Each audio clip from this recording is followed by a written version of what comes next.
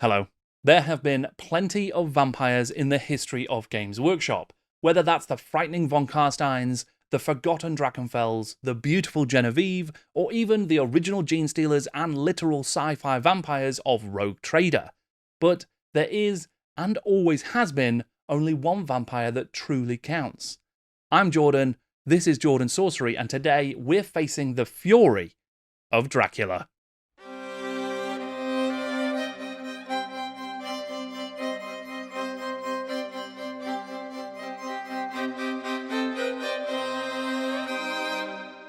The Games Workshop of yesteryear was as famous for its board games and role-playing games then as it is for its war games and miniatures games now.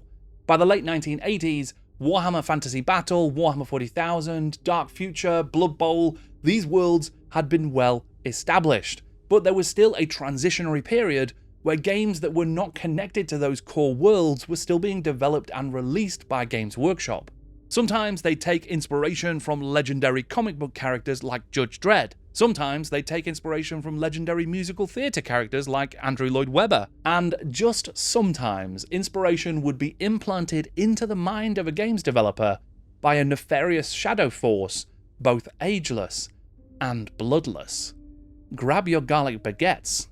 We're going to need them for this one. The Fury of Dracula is an asymmetric cooperative board game for 2 to 4 players, set across the expanse of 1898 Europe. 8 years after the events of the Bram Stoker novel, the vampire lord Dracula has returned, intent on creating an army of vampires and doing some really mean stuff. One player takes on the role of Dracula, using a hidden minimap to move around the board and set up encounters and traps for their pursuers. The other players work as a team, each taking the role of the famous vampire hunters who faced down the man-bat count first time around. Using rail, road, and sea, the hunters must track down Dracula and fight him, forcing him to use his blood-based powers until he is depleted, and has to flee back to the safe refuge of Castle Dracula. But the hunters will pursue him even there, and that is when the clock really starts ticking. Now, before we sharpen our stakes and start digging into coffins full of dirt, why don't you give this video a like, lest Dracula return once again? The Fury of Dracula was designed by Stephen Hand, a game designer who had a short but interesting time working at Games Workshop in the mid to late 80s. It was actually on the strength of Hand's prototype for Fury of Dracula that GW invited him through the front door. I mentioned the project to Mark Gascoigne, whose enthusiasm gave me the impetus to turn my notes for Dracula into a finished game. Workshop decided they couldn't use it in its present form, though they were sold on the game itself. Great system, great mechanics, but not sure about the subject. The game was put on hold in favour of stronger products. I could either wait for an indefinite period until a suitable gap appeared on the production schedule, or convert it into a more usable subject. Something set in the Warhammer Fantasy world, a 2000 AD character, something for Warhammer 40,000, etc. Although there were some conversations about changing the Dracula theme, it was decided that the game should stay on the shelf until the time was right. In the meantime, Hand worked on a different game altogether, Chainsaw Warrior. Chainsaw Warrior was Stephen Hand's first release for Games Workshop, a solo board game that would see you fighting your way up a mutant-infested slum in dystopian New York, in a race against time to save the city. There was actually even talk of a sequel to this game in White Dwarf, but as far as I know, that never came to pass. After the success of Chainsaw Warrior and his continued work on Chaos Marauders, it was decided, to everyone's surprise, that Fury of Dracula would be able to make it onto the release schedule sooner than expected. In 1987, the game would be released. The game presents a hunt across the continent, with Dracula seeking to outmaneuver his foes and grow his power and dark influence. The Hunter players take on the roles of Dr. John Seward, Lord Arthur Godalming, and Abraham Van Helsing, and they can move openly across the board using road, rail, and sea. They are consulting rumours, collecting equipment like stakes and holy water, and trying to locate Dracula himself, who could be anywhere in Europe. And as they explore the continent, they will encounter the traps and travails he has left in his wake. These could be anything from rats and bats to phantom fogs, malevolent minions, or supernatural storms. The Dracula player keeps track of the Count's true location on a hidden map, and during the night may lay down the various traps as they move onwards. During the day, the vampire is ultravioletly challenged, and so must wait for the embrace of nighttime. Whether the turn takes place during the day or night is actually determined by a random roll. Dracula's intention is to cast a shadow over Europe, to be so influential and have so many encounters in play that their supremacy is unchallenged. If the hunters manage to track down Dracula, or if he falls upon them in ambush, then there'll be a call for combat. Combat resolution makes use of a dice roll, but the results can be affected by the weapons in use and the combat moves chosen by the hunter. They can choose basic actions like fist, dodge, or escape, though they can't use the same selection twice in a row, so prolonged combat presents something of a risk for the hunters. Dracula, meanwhile, has a range of options, though these can be limited based on when in the day the combat takes place. In daylight, he can only make use of his more basic combat options, but at night, well, things can get spooky. Dracula can employ supernatural means. Once you've both secretly chosen your combat options, each player rolls for their initiative, and the dice results and their combat options are cross-referenced to determine the outcome of the round. Hunters can take 12 wounds before they die and are out of the game. They can also be bitten by Dracula. The first time this happens, they become vulnerable to new bitten-only events, and they are also less effective in combat against Dracula himself. Get bitten a second time though, and that is it. The hunter has become the very thing that they hunted, a vampire. The player is eliminated from the game, and Dracula gains a new vampire. Brutal. Dracula himself also has effectively 12 wounds, which are called blood points. But rather than losing the game outright when he goes down to 0, he instead flees to the relative safety of Castle Dracula. Of course, if the hunters catch up with Dracula again whilst he's in this state of blood death, well, they might be able to kill him for real. The game features a sliding scale for victory. Dracula will win a supreme victory if he has 6 encounters across the board at the same time and has killed at least 1 hunter. For a major victory, he still needs the 6 encounters, but he doesn't need to have taken any hunters out. And for a minor victory, it only takes 3 encounters in play at the same time, but 2 hunters have to have either been killed or turned into vampires. The hunters can claim a minor victory if they can force Dracula back into his castle. If they kill Dracula outright but lose some of their number whilst doing so, well, that is a major victory. And if they want a supreme victory, they've got to kill Dracula and not lose anybody whilst doing so. There's also rules for stalemates and a couple of other victory conditions available as well.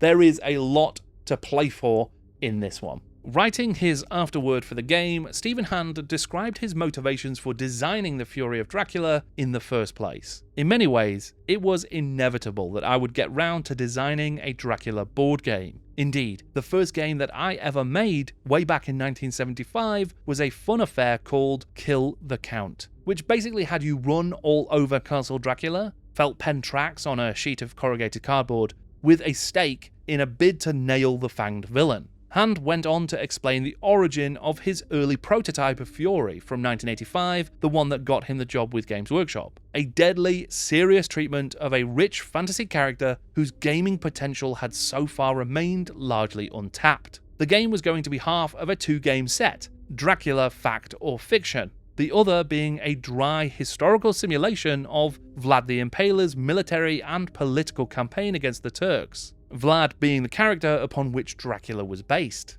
It seems that much of that early prototype, for the fiction side at least, made its way into the final game, and coupled with Games Workshop's high production value, it made for quite a package. The basic game came with 4 plastic miniatures to represent the 3 vampire hunters and their dangerous prey. There was also a limited edition available which subbed out the plastic minis for metal ones instead. The only signifier of this difference outside the box was an added seal that proclaimed it as a limited edition, and as far as I can tell, there were no other differences in the release. Cover art for the first edition of the game was by Jim Burns. Burns also created the original cover for Space Crusade, as well as some other pieces for GW before he decided to continue his extensive career illustrating science fiction book covers instead. The board art was drawn by Colin Dixon. Dixon performed a number of roles during his time with Games Workshop, having been offered a job by John Blanche after he won the Chaos Banner drawing competition in the 3rd Citadel Journal. He would of course go on to become a sculptor for Citadel and was responsible for a classic range of dwarves and the unbeatable skeleton Cursed Company. The counters in the game were illustrated by the legendary Dave Andrews, and it was Dixon, Andrews, and Martin McKenna who collectively were responsible for the character illustrations in the game. Mark Gascoigne, who encouraged Hand to develop the game further and submit it to Games Workshop, actually co-wrote GW's Judge Dredd role-playing game and worked on Warhammer Fantasy Roleplay and Dark Future. It wouldn't be long though until he left Games Workshop to edit fighting fantasy books for Ian Livingstone and Steve Jackson, and actually created the fighting fantasy role-playing game for them as well. Reviews for the Fury of Dracula were largely positive, with a lot of good things to say about the mechanics, and especially the theming and atmosphere.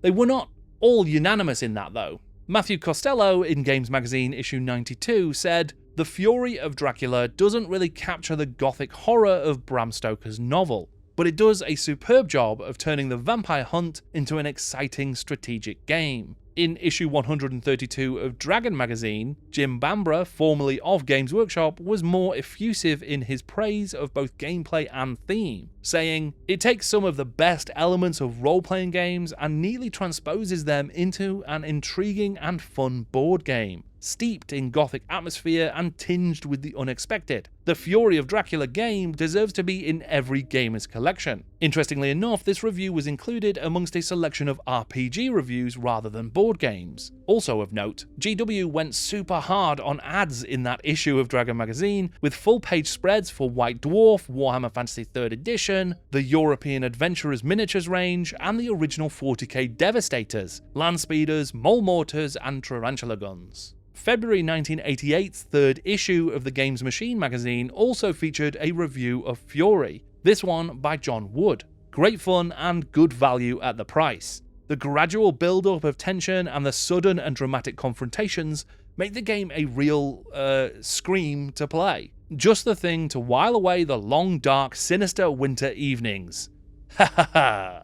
Oddly enough, the Games Machine was actually a video games magazine, though this issue also included a review of Paranoia, and again, both that and Fury of Dracula were described as role-playing games, so I guess the term still hadn't quite settled into its modern definition. In 2007, James Lauder edited and Green Ronin published a book of essays from industry notables like Sandy Peterson, Greg Stafford, and Ian Livingstone about the board games that they liked the most. It was called Hobby Games, The Best 100, and Anthony J. Galella, who designed Dwarven Dig, wrote about the Fury of Dracula. The subtlety of its delivery of an adventure gaming experience is the key ingredient that makes the Fury of Dracula the best board game ever released by Games Workshop, and quite possibly any other publisher. Whilst he was in the design studio, Stephen Hand actually worked on a couple of other titles as well, but he is of course most famous for those 4 discrete board game releases. There's no doubt that Chainsaw Warrior and the Fury of Dracula are the most enduring, but in 1987 he also designed Chaos Marauders, a card-based game of orcish generals making ready their armies for war. And 1988's Curse of the Mummy's Tomb, a tomb raiding adventure into a pyramid that actually features a multi-level 3D board, is also pretty spectacular to see, if not considered quite as spectacular to play. I did reach out to Stephen Hand to see if he wanted to have a quick chat about his time working at Games Workshop, but he responded by saying, "Hell will freeze over before I revisit my past even one more time." So I have taken that as a no. As a quick side note here, there seems to have been a bit of universal monster fever at Games Workshop in the late 80s. As well as the Curse of the Mummy's Tomb and the Fury of Dracula from Stephen Hand, there was also a Frankenstein-based game in development as well. I wonder if they were trying to put together their own monster squad. A couple of White Dwarf issues share news and updates about the work that Warhammer Fantasy Roleplay designer Graham Davis and Mike Brunton were doing on the creation of a new monster board game. Designed for 2 to 6 players, the game is one of building a monster out of whatever bits you can scrounge, from the mortuary, graveyard, or gibbet, or collect while fresh, thanks to a little murder. But someone has to make these sacrifices for science. Once you've got the bits, it's back to the lab and the embroidery needles. Then you've just got to sew the creature together and wait for a storm, all the while avoiding going too mad. The asylum awaits. Igor drinking the pickling alcohol, chunks of body rotting before you can use them, or said chunks coming to life and attacking you. This game is great fun, but very, very silly. Apparently, even comic artist John Bolton, who had worked on the X-Men and Hammer House of Horror comics, was hired to do the box art. But alas, like Chainsaw Warrior 2, the Frankenstein game was never actually released, at least not that I can see. And I've been searching every graveyard I can find. The Fury of Dracula has long been highly regarded, and even after it went out of print at Games Workshop, there were always calls to see it re-released, and eventually those calls would be satisfied. It may have been the better part of 20 years later, but in 2006, almost 3 decades after the release of the original, the bat signal was lit once again. Fantasy Flight Games had spent much of the early 2000s publishing new games set in the worlds of Games Workshop. And as part of the extensive licensing deal between the two companies, FFG was also granted access to the GW Vaults, so that they could update and re-release classic board games lost to the passage of time. One such title would of course be The Fury of Dracula. Fury of Dracula. In the modern age, there's no time for the. The Fantasy Flight Games' second edition of Fury of Dracula would of course completely overhaul the art and the components. And prolific FFG designer Kevin Wilson would also rework some of the rules to try and find a better balance and an increasing, escalating tension. First up amongst the changes was the addition of Mina Harker, taking the total potential player count up to 5, 1 vampire and 4 hunters. There is also a clearer distinction between each hunter, with unique powers bestowed to each. For example, Lord Godalming can re-roll rail movement dice to account for his vast wealth, whilst Van Helsing can withstand an extra vampire bite on account of his regenerative healing factor. The minimap was removed for this edition. Instead, Dracula's movement is now tracked using a secret trail. Cards representing the last 6 locations that Dracula has been in are kept face down in order by the Dracula player, with new locations bumping the previous ones back 1 step. When a card would move to become the 7th most previous location of Dracula, it can instead become a matured encounter, and will either have an immediate effect on the game, or could allow Dracula to score points on a new vampire track. That's because the Dracula player now works towards victory using the vampire track rather than the old victory conditions. Points on this track are scored for maturing certain encounters, eliminating hunters, and creating new vampires. Whether it is day or night in the game is no longer random, and instead progresses in a steady day-night cycle. And points are also scored by Dracula for each cycle that he survives. There were other changes as well, such as 2 bites no longer eliminating hunters, instead they just go to hospital, which thankfully removes the potential for a player to be eliminated and therefore succumb to boredom and torpor, but it also feels a little bit less themey to send a vampire victim to the hospital. This is slightly balanced by, amongst other things, Dracula having more blood points. Art for the second edition of the game was provided by Ed Burrell, Anders Finnier, Andrew Navarro, and Scott Nicely. And to be fair, the art really is very nicely. A third edition of the game would be released by FFG as well, again using those original rules by hand and some of the revisions from Wilson, but with additional reworks and tweaks, this time provided by Frank Brooks. For many, it seems that this version of the game managed to perfect the balance of options and mechanics between the hunters and Dracula.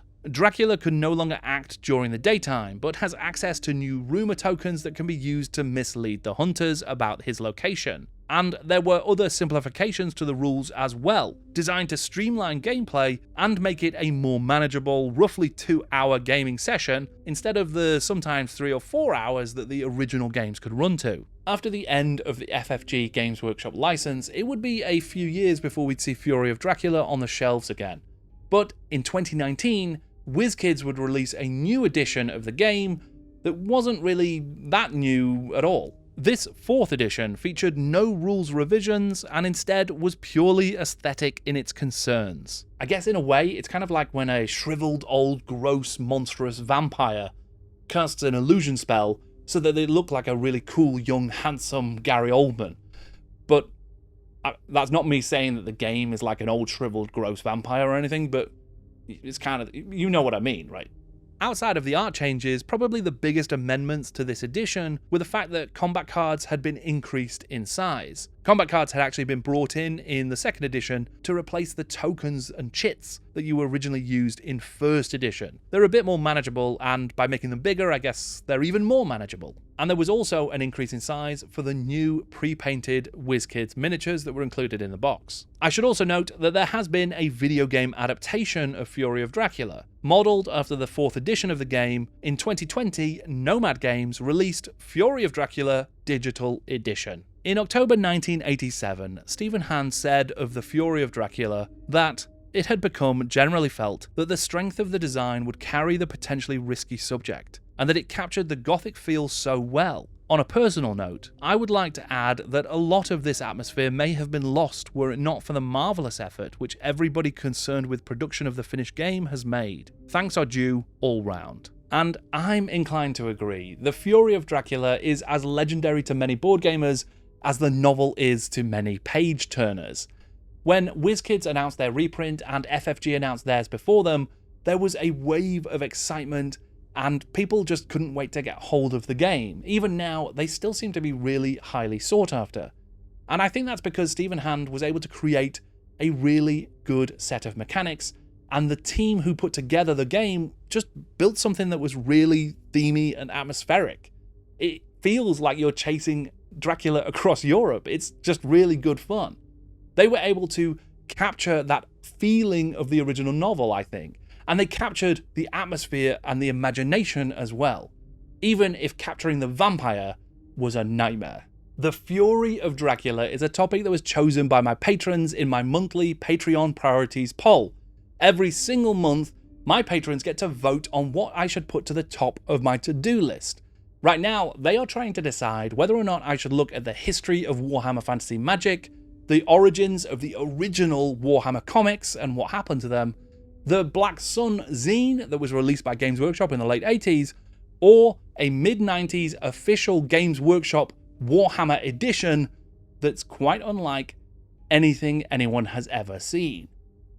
If you want the chance to be part of those discussions and to vote on what I'm looking at, then you can join my Patreon via the link in the description below. You will also get to come to my live stream book discussions as part of the GW Books Club. Right now, we're reading Zaragoz by Brian Craig. Thank you very much for watching. I am Jordan, and this is Jordan Sorcery.